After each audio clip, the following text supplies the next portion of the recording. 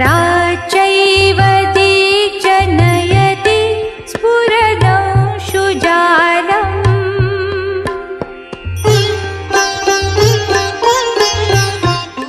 नाथ महादिमं निष्करिग्रहम् आदिमं तीर्थनाथश्च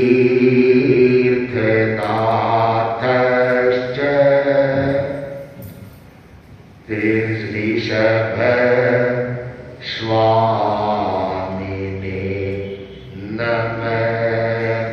ऋषभ स्वामिने नमः। योगादिदेव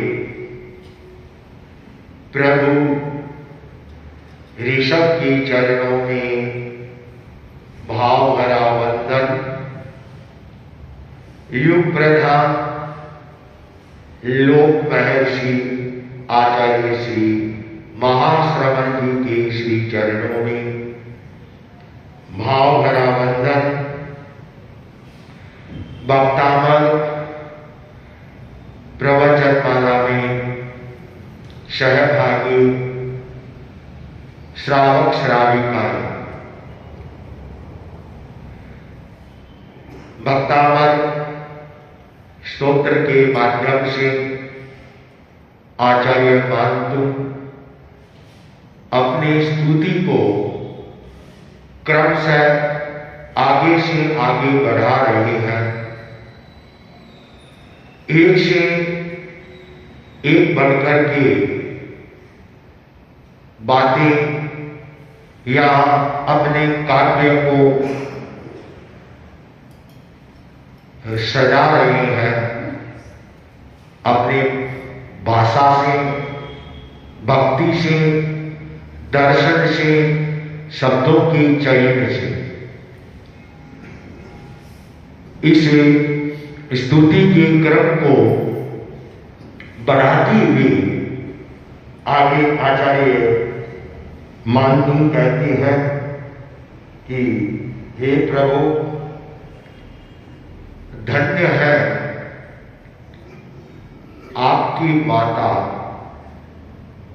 जिसने आप जैसे पुत्र रत्न को जन्म दिया, कि वह माता धन्य है जिस माता की आप लाल है। दुनिया में उन माता पिताओं को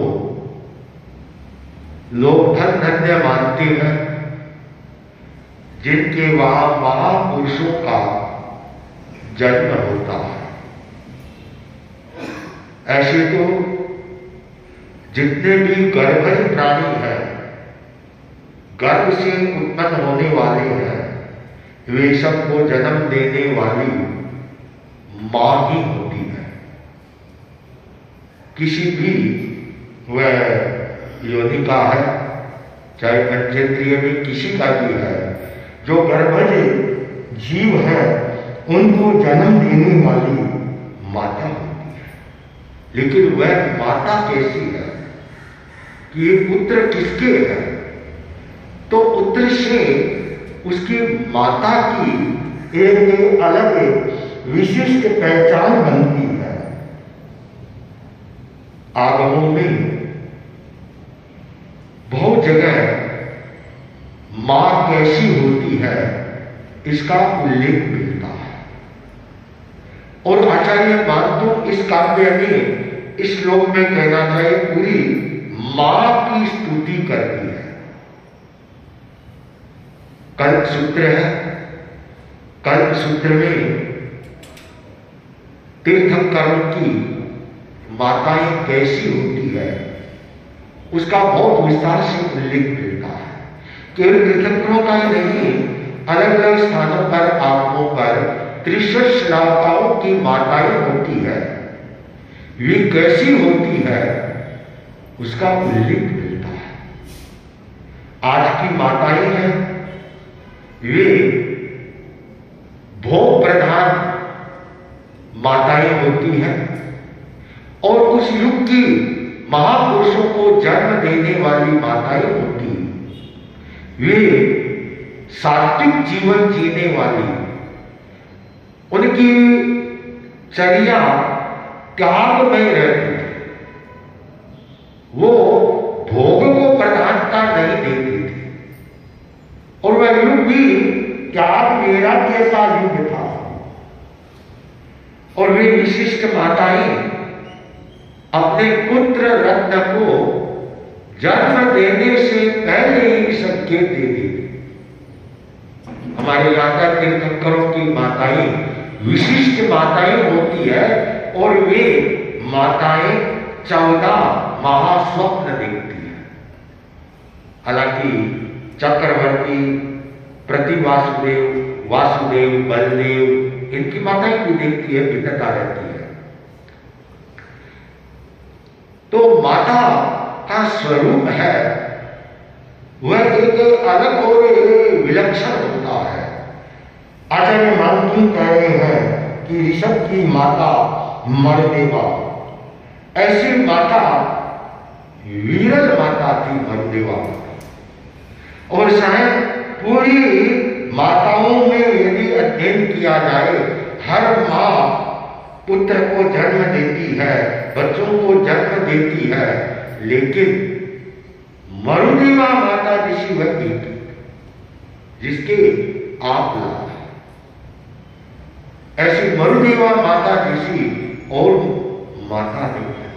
ऐसी हनुकर्णी माता, आध्यात्मिक माता कहा जाता है, उल्लेख मिलता है जब ऋषभनाथ भगवान अयोध्या पधारे और भरत चक्रवर्ती को मालूम पड़ा और मरुदेवा को भी भरत की, अपने ऋषभ की याद आने लगी, तो पोते से कहा, कहाँ है मेरा ऋषभा, ऋषभा कहाँ है, कैसे रहता है, उसको कौन खाना खिलाता है, उस मेरे बेटे का कौन ध्यान रखता है। अब मां का हृदय तो मां का होता है।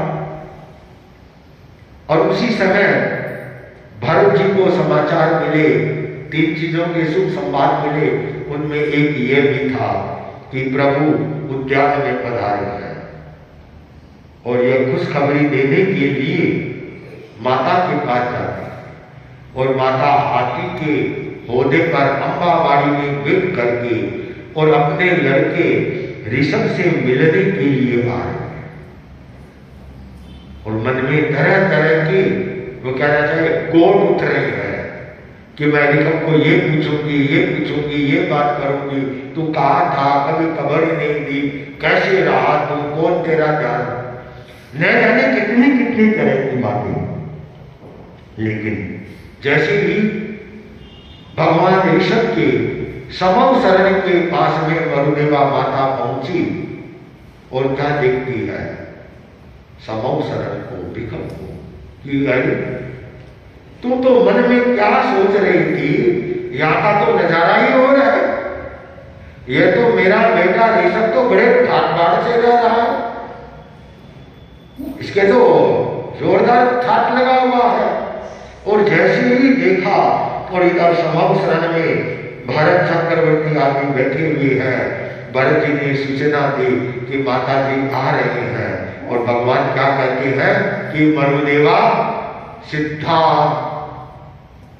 भरत जी ने कहा, प्रभु ये क्या, कि हाँ माता का काम सिद्ध हो गया, हाथी के होदे पर अम्बावाड़ी में बैठी हुई माता सिद्धत्व को प्राप्त।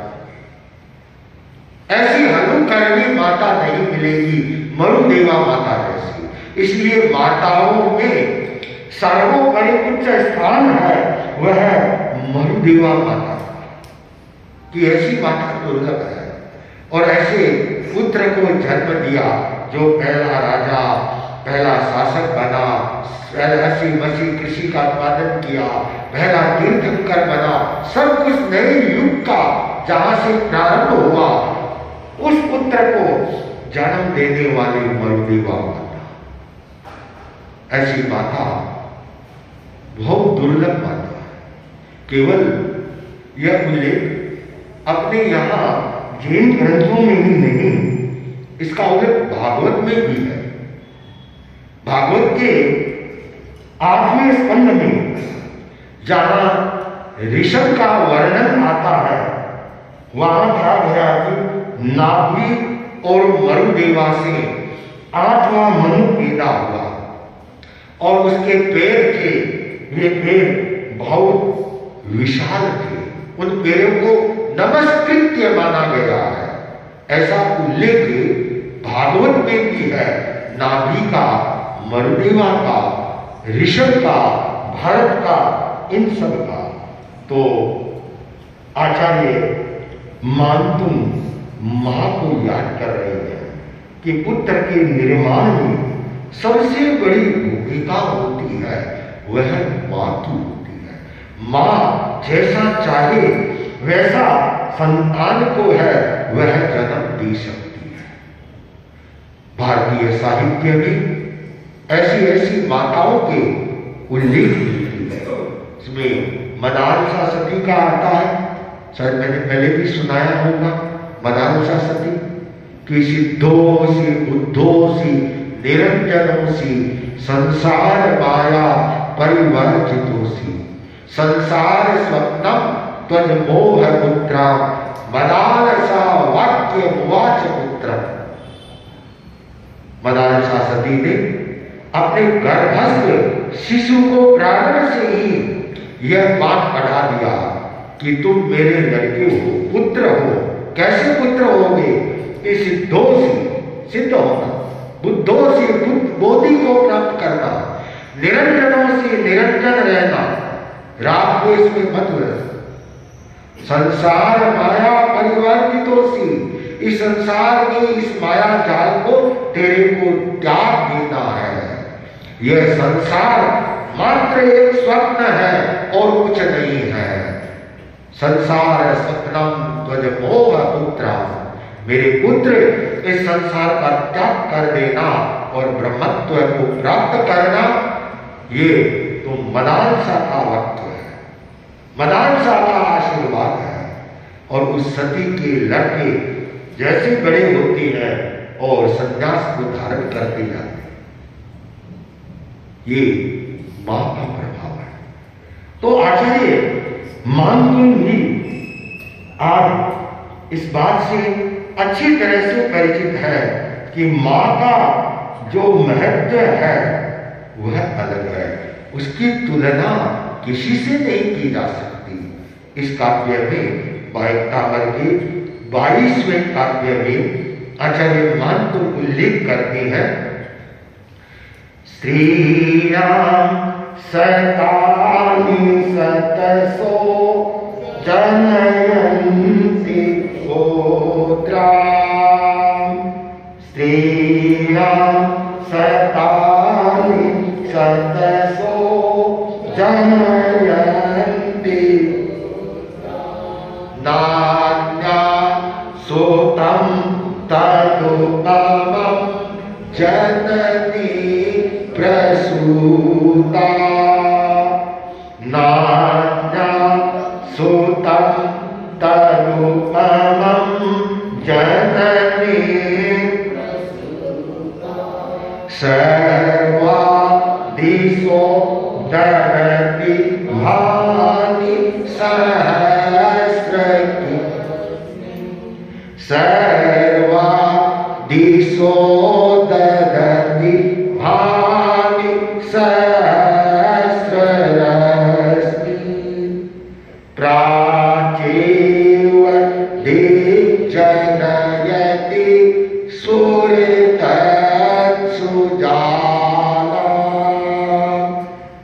प्राचीव दिग्जनयति सूर्यतत्सुजाला।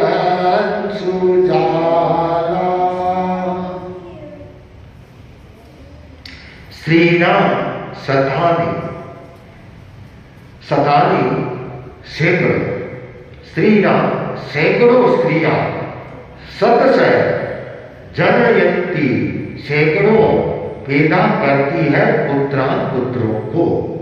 मातु कहती हैं कि सैकड़ों स्त्रियां सैकड़ों पुत्रों को जन्म देती है। अब सैकड़ों नहीं, माताएं को हजारों लाखों करोड़ों होगी, लेकिन यहाँ काव्य में उन्होंने उल्लेख किया है कि सैकड़ों स्त्रियां हैं, वे सैकड़ों पुत्रों को जन्म देती है। नहीं, अन्य मतलब दूसरे सुतम पुत्र तो तुम्हारे उपमम समान, तुम्हारे समान नहीं। जननी माता प्रसूता पैदा करने वाली सर्व सभी माताएं पुत्रों को पैदा करने वाली है, जन्म देने वाली है, लेकिन आप जैसे पुत्र को जन्म देने वाली नहीं है। कैसे कि दिशो ददती, दिशो मतलब दिशाएं, जितनी भी दिशाएं, ददती धारण करती है किसको कि बानी नाम है नक्षत्र का, नक्षत्र को धारण करती है भानी। सहस्र रश्मि सूर्य प्राची पूर्व एवं भी दिग दिशा जनयंती जन्म देती है। सूरज चमकती अंशु किरणें जालन समूह है, अर्थात नक्षत्रों को तो है, सभी दिशाएं हैं वह धारण करती है, लेकिन इस चमकते हुए सहस्र किरणों वाले इसको सूर्य को तो पूरब दिशा ही है, वह उदित करती है।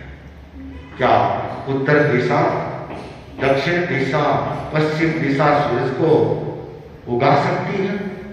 नहीं उगा सकती। इस श्लोक का सही का तात्पर्य इस तरह से होगा कि सैकड़ों स्त्रियां पुत्रों को जन्म देती है, किंतु तुम्हारे जैसा पुत्र किसी दूसरी माता ने पैदा नहीं किया। ऐसा ऋषभ जैसा पुत्र किसी ने पैदा नहीं किया।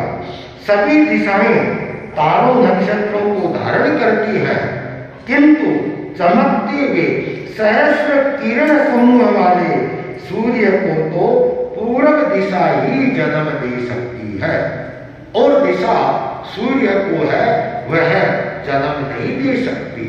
तो यह 22वां काव्य कहना चाहिए आचार्य मातुंग ने पूरा का पूरा मातृत्व की गरिमा के ऊपर दे दिया कि मां की महिमा, मां की गरिमा जितनी बताई जाए, गाई जाए, कही जाए, उतनी ही कम है।